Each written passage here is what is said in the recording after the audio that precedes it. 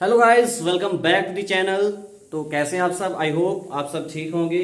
तो आज का जो हमारा टॉपिक है वो ब्लड रिलेशनशिप का जो है लास्ट जो है टाइप रहेगी, जिसमें मैंने आपको बताया था कोडेड फॉर्म, जो कि पहले हमने पजल फॉर्म जो है वो कंप्लीट कर ली, इंडिकेटिंग फॉर्म भी हमने कंप्लीट कर दी। अब रही हमारी थर्ड टाइप जो है कोडेड फॉर्म है। ठीक है, तो इन क्वेश्चनों की जो अप्रोच रहेगी वो मैं आपको समझाऊंगा कि कैसे क्या करना है। तो आपने ऐसे क्वेश्चन जो है बहुत सारे जो है एग्जाम में देखे होंगे, जिसमें आप कहीं ना कहीं कंफ्यूज ही होते होंगे।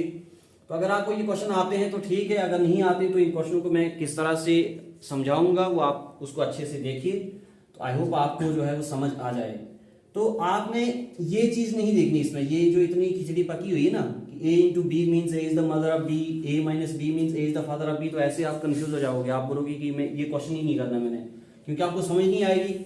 कभी ए जो है मदर बनती है, कभी ए जो है फादर बनता है, कभी ए ब्रदर बनता है, कभी ए सिस्टर बनता है। तो आप जो है डायग्राम कैसे बनाओगे? ठीक है, तो आपने हमेशा इसमें क्या करना है, ये जो नीचे एक्सप्रेशन दी होती है ना, ये वाली एक्सप्रेशन, आपने इस पर ध्यान देना। ठीक है, तो उसके बाद जो क्वेश्चन पूछा गया है वो तो अलग बात है, लेकिन पहले इस वाली एक्सप्रेशन को आपने देखना होता है। ये वाली एक्सप्रेशन जो है कि बताओ जी in the expression m minus D plus के फलान डीन, कुछ ऐसा।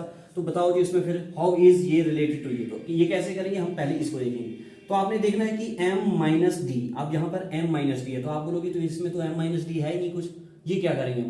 तो आपने देखना कि माइनस माइनस किस किस के बीच में है, यहाँ पर a माइनस बी के बीच में है। ठीक है, तो अब यहां पर आपने क्या करना है, इस a को m पढ़ना है और इस d को या इस b को जो है वो d पढ़ना है। क्यों? क्योंकि स्टेटमेंट में यही पूछा, क्या, m माइनस डी प्लस के। तो आपने क्या करना है, अगर माइनस है तो माइनस वाली इसमें इन दोनों के बीच में है, तो आप क्या करोगे, a को आप रिप्लेस करोगे m से, a को रिप्लेस करोगे m से, और b को रिप्लेस करोगे आप किसके साथ, d से। b को रिप्लेस करोगे आप d से। ठीक है, तो आपने ए बी सी नहीं पढ़ना, आपने क्या करना है, आपने सीधा m और d के हिसाब से पढ़ना है। तो अब आपको क्या करना है, यहां पर देखना है। अब देखो m माइनस डी, क्यों, a माइनस b नहीं पढ़ना, मैंने पहले ही बताया। तो आपने क्या करना है, a को रिप्लेस करना है m के साथ और b को रिप्लेस करना है d के साथ। तो आप क्या पढ़ोगे, आप m minus b means m जो है ना वो फादर होगा किसका, d का। m जो है वो फादर है किसका, d का। बट d का जेंडर हमारे पास डिफाइंड नहीं है कि d जो है वो इसका बेटा है या बेटी है। ठीक है, इतना हो गया। अब देखो अगली, ये हमने खत्म कर दिया इतना। अब d प्लस की है, तो d प्लस की, अब प्लस किसके बीच में है, a और b के बीच में है। तो यहां पर भी आप वही करोगे, क्या, अब a रिप्लेस होगा d से और b रिप्लेस होगा k के साथ। तो अब आप क्या करोगे, इसको क्या पढ़ोगे, d प्लस के। तो d प्लस के का मतलब क्या है, यहां इस पर d प्लस के का मतलब है कि d जो है ना, ये जो d है ये सिस्टर है किसकी, k की। ये जो d है ये सिस्टर है किसकी, k की। लेकिन k का पता नहीं है कि k मेल है या फीमेल है। इतना पता चल गया आपको। कैसे, मैंने क्या बताया आपको, पहले आपने क्या करना है, जैसे m माइनस डी है तो आपने देखना कि माइनस किसके बीच में, तो a माइनस बी के बीच में है। अब आपने इसमें क्या किया, m को रिप्लेस किया या a को रिप्लेस किया आपने m से, और b को रिप्लेस किया d से। तो अब आप यहां पर क्या पढ़ोगे, m minus D.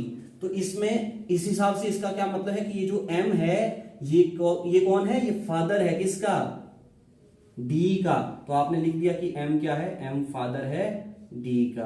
But d का जेंडर जो है हमें पता नहीं था। अब दूसरे स्टेप में क्या है, दूसरे स्टेप में d प्लस की है।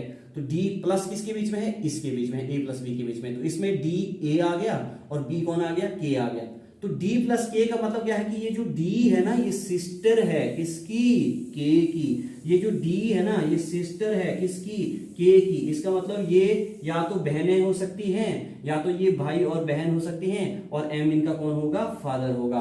अब क्वेश्चन में ये पूछा है कि how is d related to m। इसमें ये जो d है ना ये m का कौन लगेगा, तो नेचुरल सी बात है ये इसकी कौन लगेगी, डॉटर लगेगी। ठीक है ना। तो how is D related to M, तो डी एम की कौन लगेगी, बेटी लगेगी। अगर यहीं पर ये क्वेश्चन बोलते ये के, तो के के हिसाब से आप क्या बोलते, या तो इधर सन आर डॉटर, या किसी किसी ऑप्शन में कांट डिटरमाइंड भी होता है कि हम बता ही नहीं सकते। क्यों? क्योंकि यहां पर जेंडर जो है वो डिफाइंड नहीं है। तो इसका आंसर ये आ गया। आई होप आपको थोड़ा सा समझ आ गया हो। तो जब हम इसके एक दो क्वेश्चन और करेंगे तो आपको इसकी अच्छे से समझ आ जाएगी। तो हमारा क्वेश्चन रहा हमारा क्वेश्चन नंबर 2, तो जिसमें मैंने आपको पहले ही बताया हमने कैसे इसको अप्रोच करना है। हमने इस चीज को नहीं देखना है, हम देखेंगे इस वाली स्टेटमेंट को। तो इसमें आपने क्या करना है, z इंटू टी। अब देखो इंटू मल्टीप्लाई वाला किसके बीच में है, a और b के बीच में, मतलब इस यहां पर है, तो आपने पहले इसको पकड़ना है, ठीक है।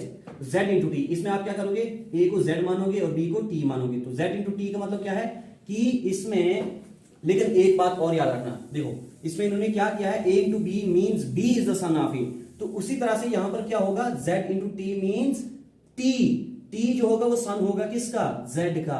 तो t क्या होगा, सन होगा किसका, z का। बट z जो है, z का पता नहीं है कि वो मेल है या फीमेल है, मतलब इसका वो फादर है या मदर है। कैसे, क्या मैंने कहा, मैंने ये बोला जैसे हम पहले ऊपर पढ़ते थे कि a plus B means a is the ये ऑफ b, लेकिन यहां पर क्या है, यहां पर उल्टा बोला उन्होंने, a into B means b is the son of a। तो उसी तरह से हम यहां पर भी क्या करेंगे, z into T means t is the son of z, मतलब a यहां पर है लेकिन यहां पर z है, ठीक है, इतना हो गया।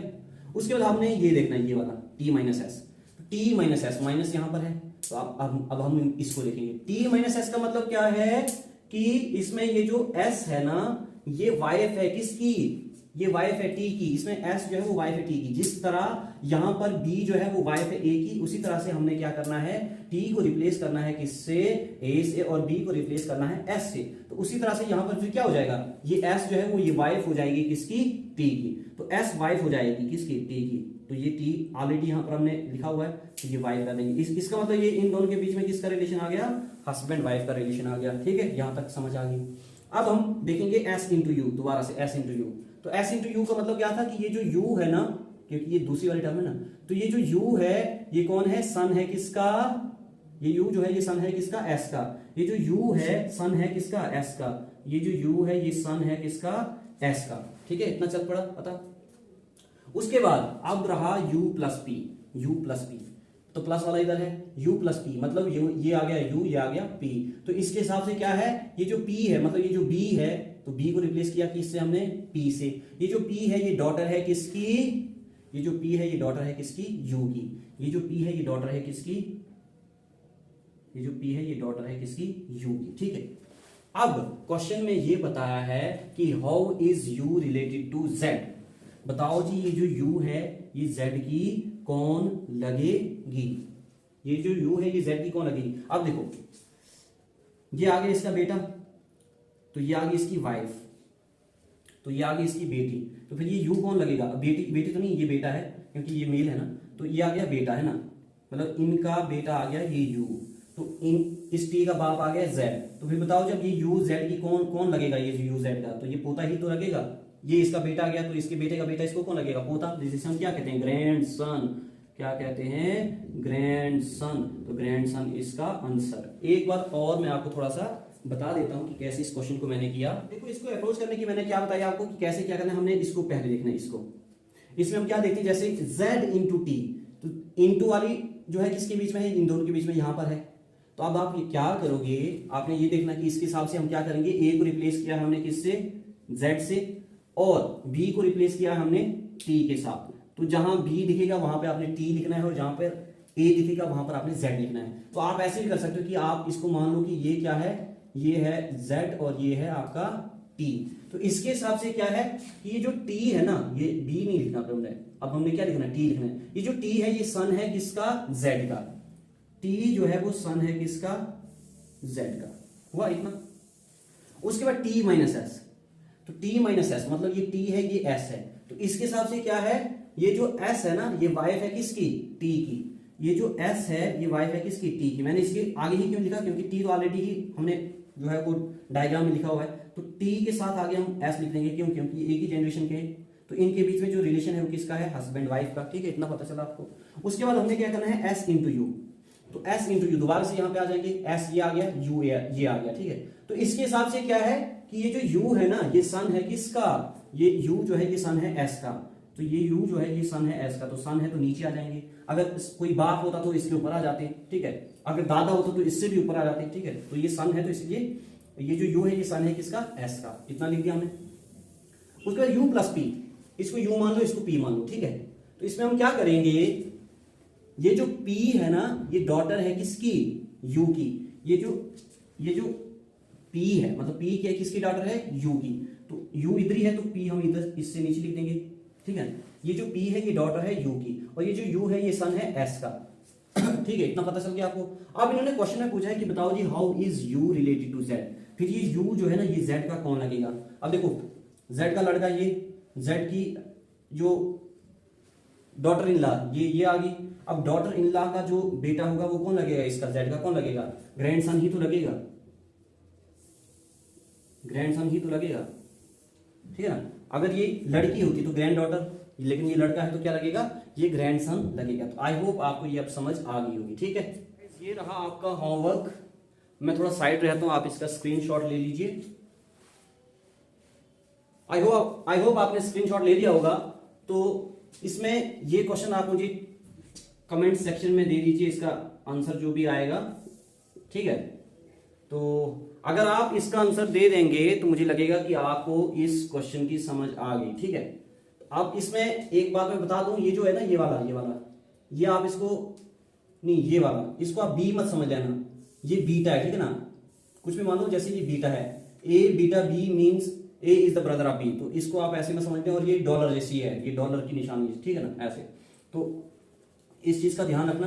तो इसका आंसर आप मुझे कमेंट सेक्शन में दीजिए। अगर आप इसका आंसर अच्छे से दे देते हैं तो मैं समझता हूं कि आपको इस क्वेश्चन की समझ आ गई और इस टाइप की समझ आ गई होगी, और आप अपना जो 1 नंबर है वो आप जो है मिस करने वाले नहीं हो।